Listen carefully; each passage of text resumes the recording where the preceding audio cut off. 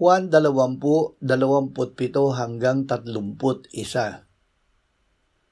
Sinabi ni Jesus kay Tomas, "Ilagay mo rito ang iyong daliri at tingnan mo ang aking mga kamay. Ilapit mo rito ang iyong kamay at ilagay mo sa aking tagiliran. Huwag kang mag-alinlangan kundi sumampalataya." Sumagot si Tomas at sinabi sa kanya, "Panginoon ko at Diyos ko." Sinabi sa kanya ni Jesus, "Sapagkat ako'y nakita mo ay sumampalataya ka. Mapapalad ang hindi nakakita, gayon may sumasampalataya."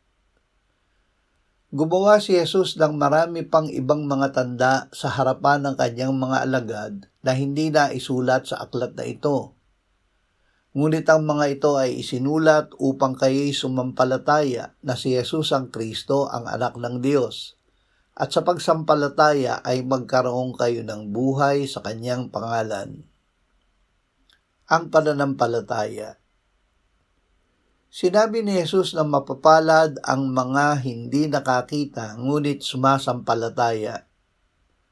Sa ngayon ay hindi natin nakikita ang pisikal na anyo ni Jesus.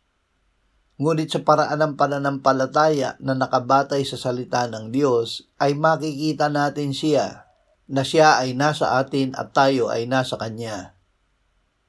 Ang Ebanghelyo ay isinulat upang tayo ay sumampalataya na siya ang Kristo, ang anak ng Diyos. Nang tayo ay sumampalataya sa Kanya, tayo ay nagkaroon ng buhay sa Kanyang pangalan.